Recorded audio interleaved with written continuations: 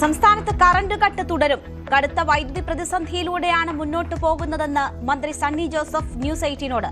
നിയന്ത്രണം ആവശ്യത്തിന് മഴ കിട്ടും വരെയെന്നും മന്ത്രി. UDF വന്നതോടെ പവർ കട്ടും വന്നെന്ന് ബിനോയ് വിശ്വം. കറന്റ് ഇല്ലാത്തതിനാൽ ലോകകപ്പ് കാണാനാകാതെ മാളയിൽ KSEB ഓഫീസിന് നേരെ യുവാക്കളുടെ അതിക്രമം. KSEB ജീവനക്കാരന് പരിക്ക്.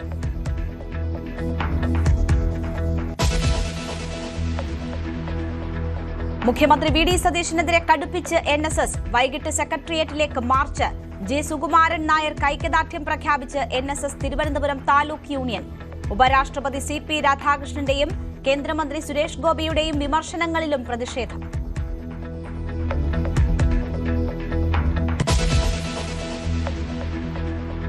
സർക്കാർ അഭിഭാഷക നിയമന വിവാദത്തിൽ മുഖ്യമന്ത്രിയും KSUവും രണ്ട് തട്ടിൽ. KSU പ്രസിഡന്റ് അലോഷ്യസ് സേവ്യറിന് സന്ദർശനാനുമതി നൽകിയില്ല. KSUവിന്റെ അനിഷ്ടം. നിയമന കാര്യങ്ങളിൽ സംഘടനയ്ക്ക് യാതൊരു പങ്കുമില്ലെന്ന മുഖ്യമന്ത്രിയുടെ പരാമർശത്തിൽ മുഖ്യമന്ത്രിയെ രൂക്ഷമായി വിമർശിച്ച് KPCC വക്താവ് VR അനൂപ്. ഹിന്ദു ഐക്യവേദി നേതാക്കൾക്കുള്ള പരിഗണനയെങ്കിലും KSUക്കാർക്കും PM നിയാസിനും നൽകാമായിരുന്നുവെന്ന് പോസ്റ്റിൽ പറയുന്നു.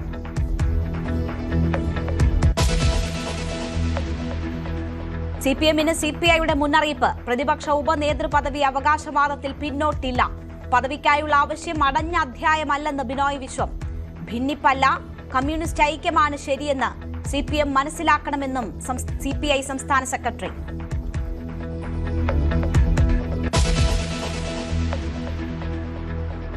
വൈദ്യുതി മന്ത്രിയായ സണ്ണി ജോസഫിന് പകരം പുതിയ KPCC പ്രസിഡന്റിനെ ഉടൻ പ്രഖ്യാപിക്കും.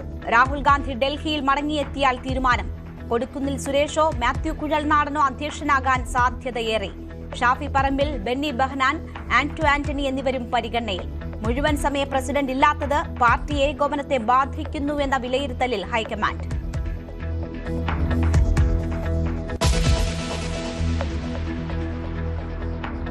കള്ളാടി ദുരന്തത്തിലേക്ക് നയിച്ചതിൽ പിണറായി സർക്കാരിന്റെ വീഴ്ചയുടെ കൂടുതൽ വിവരങ്ങൾ പുറത്തുവിട്ട് ന്യൂസ് 18. മുൻ ചീഫ് സെക്രട്ടറി ജയതിലക് നടത്തിയത് നിരവധി ചട്ടലംഘനങ്ങൾ. തുരങ്കപാതയ്ക്ക് പാരിസ്ഥിതിക പഠനം വേണ്ടെന്ന് ശാഠ്യം പിടിച്ചു. തീരുമാനമെടുപ്പിച്ചു. പിണറായി വിജയന്റെയും ജയതിലകിന്റെയും വഴിവിട്ട ഇടപെടലുകൾ രേഖകളിൽ വ്യക്തം. News 18 big breaking.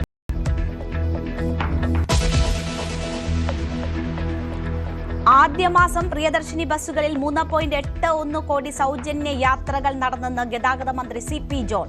പ്രതിദിനം സൗജന്യ യാത്ര ചെയ്യുന്നത് 12.71 ലക്ഷം സ്ത്രീകൾ. വിനോദസഞ്ചാര മേഖലയിൽ പദ്ധതി ഗുണകരമായ മാറ്റമുണ്ടാക്കിയെന്നും മന്ത്രി.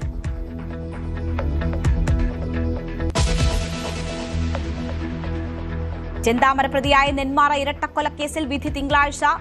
ശിക്ഷയിൽ അന്തിമവാദം കഴിഞ്ഞു. വിധി പറയുമ്പോൾ മിറ്റിഗേഷൻ റിപ്പോർട്ട് പരിഗണിക്കരുതെന്ന് പ്രതിഭാഗം. പ്രകോപിപ്പിച്ചാൽ ആരെയും കൊല്ലുമെന്ന് പറയുന്ന പ്രതിയെ എങ്ങനെ സമൂഹത്തിൽ വിടാൻ പറ്റുമെന്ന് പ്രോസിക്യൂഷൻ.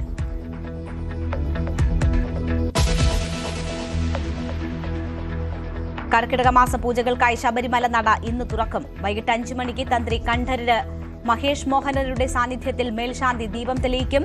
ദർശനം നാളെ രാവിലെ 5 മണി മുതൽ.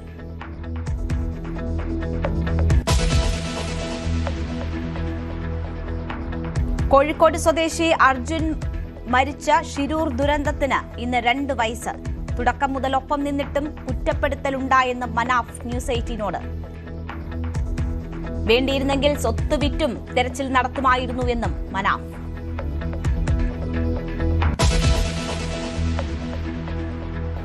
ഇറാനിൽ ആക്രമണം കനത്തതോടെ ഷിപ്പിംഗ് കമ്പനികൾക്ക് കർശന നിർദ്ദേശവുമായി കേന്ദ്രം. ഹോർമുസിലൂടെ പോകുന്ന കപ്പലുകളിൽ ഇന്ത്യക്കാരെ നിയോഗിക്കരുത്. ഇറാന്റെ ആക്രമണത്തിൽ ഗൾഫിൽ വ്യാപക നാശനഷ്ടം. ഡ്രോൺ വീണ് കുവൈറ്റിലെ വെയർഹൌസ് തകർന്ന ദൃശ്യങ്ങൾ പുറത്ത്.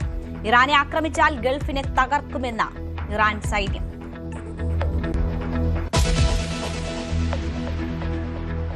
നാലു വർഷമായി യുദ്ധം തുടരുന്ന യുക്രൈനിൽ വീണ്ടും മന്ത്രിസഭാ പുനഃസംഘടന നടത്തി പ്രസിഡന്റ് സെലൻസ്കി. ഇത്തവണ പുറത്തായത് പ്രതിരോധ മന്ത്രി മിഖായിലോ ഫെദോറോവ്. യുദ്ധകാലത്ത് ഡ്രോൺ വികസനത്തിൽ യുക്രൈനെ സഹായിച്ച പ്രധാനി ഫറോദോവ് പ്രതിരോധ മന്ത്രി സ്ഥാനത്തിരുന്നത് 6 മാസം മാത്രം. ഫോർ ക്ലെമൻകോ പുതിയ പ്രതിരോധ മന്ത്രിയാകും.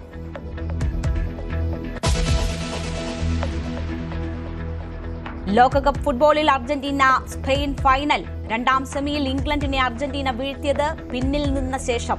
2 ഗോളുകൾക്കും വഴി തുറന്നത് ലയണൽ മെസ്സി. ഗോൾഡൻ ബൂട്ടിൽ എംബാപ്പയെ പിന്തള്ളി മെസ്സി മുന്നിൽ.